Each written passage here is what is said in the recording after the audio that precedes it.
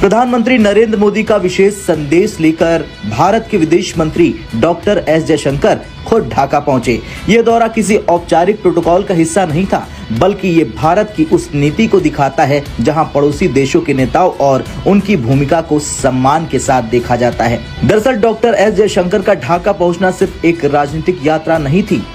दोस्तों, पाकिस्तान और इंडिया जो है उसका एक कंपटीशन जो है वो स्टार्ट हो गया बांग्लादेश के अंदर। सही मानों में अगर देखा जाए तो पाकिस्तान जो है उसकी जो स्पीकर है नेशनल असेंबली के, वो बांग्लादेश पहुंचे हैं और उधर से भारत के जो जनाब जयशंकर साहब वो भी पहुंच गए हैं कि डॉक्टर जयशंकर जो कि फॉरेन मिनिस्टर हैं भारत के, उनकी और सरदार अयाज सादिक साहब की मुलाकात हुई है ढाका में, जहां और जो कि लोग शायद एक्सपेक्ट नहीं कर रहे थे, और वो ये कि अयाज सादिक साहब और डॉक्टर जयशंकर दोनों की मुलाकात हुई है। बहुत खुशगवार माहौल रहा है, दोनों ने बहुत मुस्कुरा कर एक दूसरे से हाथ मिलाया है। डायरेक्टली या टैसिट उन्होंने ये फीडबैक दिया है, आप चिंता मत करिए, हम हिंदुस्तान का जो पर्सपेक्टिव है, जो नेशनल इंटरेस्ट है, उसको हम मध्य नजर रख के हर हरकत करेंगे। और गए क्यों है? Because of the condolences to the family of Khaleda Zia साहिबा। ये भी पॉलिटिक्स ही होती है, पॉलिटिक्स की एक शक्ल है। जयशंकर साहब को पता है कि they don't have a presence in Bangladesh much, उनके साथ मसले चल रहे हैं, तो फौरन दे फाउंड अ टाइम, और उनको ये भी पता है कि अगले फरवरी में इलेक्शन हो रहे हैं, मामला खराब हो सकते हैं, कौन पावर में आ सकता है, क्या आ सकता है। So we need to keep our avenues open, we need to be more independent in that context. ये एक स्पष्ट संदेश था कि भारत बांग्लादेश की आंतरिक राजनीति से ऊपर उठकर उसके लोकतांत्रिक इतिहास का सम्मान करता है। भारत किसी एक पार्टी नहीं बल्कि पूरे राष्ट्र से रिश्ते रखता है। भारत संवाद और सम्मान को अपनी विदेश नीति का आधार मानता है।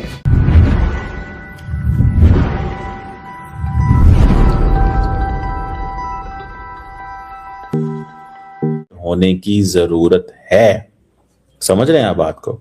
So that is something significant मेरी कॉन्टेक्स्ट के अंदर। अच्छा, ये जो चीज है, अब अगर आप देखें कि एक तरफ से जयशंकर साहब पहुंचे हुए हैं, एक तरफ से पाकिस्तान के स्पीकर नेशनल असेंबली पहुंचे हुए हैं, ठीक है जी, और उन्होंने क्या कहा है? उन्होंने यही कहा है ना भैया कि आप किस चीज में जा रहे हो और कैसे जा रहे हो, किस फील्ड में जा रहे हो और कैसे जा रहे हो, कर क्या रहे हो, ठीक है? मतलब this is something very significant. अब मैं अगर आपको खालदा जिया के बारे में बताऊं, इंपॉर्टेंट नेशनल लीडर थी, हसीना वाजिद ने उनको बड़ा टाइट रखा, और हसीना वाजिद के पीछे किसकी सपोर्ट थी? इंडिया की। खालदा जिया ने भी मल्टीपल टाइम्स वजीर आजम रही हैं, कहा जाता है कि फर्स्ट वुमेन थी जिन्होंने ऑफिस ये हुआ। बांग्लादेश नेशनल पार्टी, बांग्लादेश की पॉलिटिकल हिस्ट्री में उनका बड़ा किरदार है। उनकी जो मौत है वो बांग्लादेश की सियासत के हवाले से बड़ा नुकसान है। अभी जब सागडार साहब गए थे तो उनको मिल के आए थे, स्टेट मॉर्निंग हो रही है वहां पे, नेशनल ट्रिब्यूट पेश किए जा रहे हैं। अगर शेख हसीना वाजिद को, आपको पता है Sheikh Hasina Wajed didn't allow her to travel abroad, उन्होंने अलाउ नहीं किया था उनको कि वो बाहर जा सके।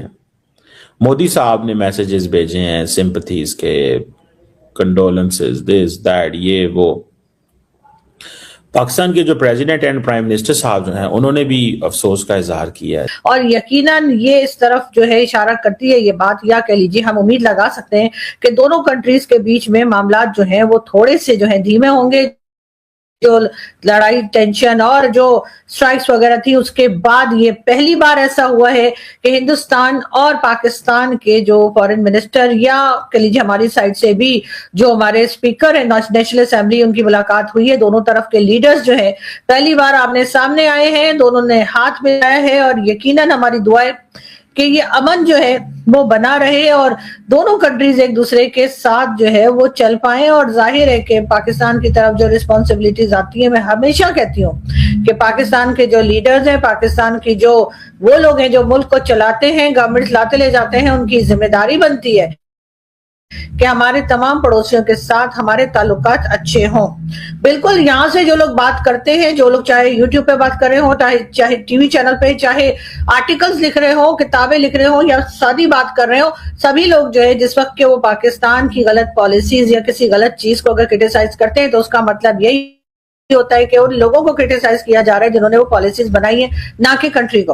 और कंट्री से हम प्यार करते हैं, कंट्री हमारी है और हम इस मुल्क के हैं, और इसी वजह से हम चाहते हैं कि हमारे टर्म्स जो है वो तमाम कंट्रीज के साथ अच्छे हों। पाकिस्तान में जो प्रॉब्लम्स हैं, चाहे वो टेररिज्म को लेकर है, चाहे वो इकोनॉमी को लेकर है, चाहे एजुकेशन सेक्टर को लेकर है, या कोई भी बात, उसके ऊपर पूरे तरह से काम किया जाए, उन तमाम प्रॉब्लम्स का हल निकाला जाए, पाकिस्तान भी एक प्रोग्रेसिव कंट्री बने, हम भी इसी तरह शान से जाकर तमाम लोगों को बता सकें कि जी हमारा ताल्लुक या हम पाकिस्तान से हैं। और ये तभी होगा जब पाकिस्तान को बार बार, या पाकिस्तान के उन लोगों को जो पॉलिसीज बनाते हैं उनको बार बार जब लोग बताते हैं कि जी आपकी पॉलिसी का गलत हो रही है या कहाँ पे सही होने की जरूरत है, उसको वो सीरियसली लें, ना कि ये समझकर कि हम उनके ऊपर बस क्रिटिसिज्म कर रहे हैं। लेकिन बहरहाल इस वक्त जो खबर सबसे ज्यादा इस वक्त टीवी चैनल्स पर और हर जगह सोशल मीडिया पे चल रही है वो यही है कि डॉक्टर जयशंकर से मुलाकात हुई है सरदार अयाज सादिक साहब की, और जो कि नेशनल असेंबली के स्पीकर भी हैं। और डॉक्टर जयशंकर का भी अपना एक मुकाम है, उनको कौन नहीं जानता। पाकिस्तान में भी डॉक्टर जयशंकर काफी ना सिर्फ ये कि फेमस है, बल्कि एज अ फॉरेन मिनिस्टर उनकी जो अचीवमेंट्स है उसको उनकी बहुत तारीफें भी की जाती हैं। और कई लोगों का ये भी कहना है कि बहुत सी ऐसी चीजें हैं, बहुत सी ऐसी बातें हैं जो पाकिस्तान को भारत से सीखनी चाहिए, जिसमें कि खास तौर पे इंडिपेंडेंट फॉरेन पॉलिसी।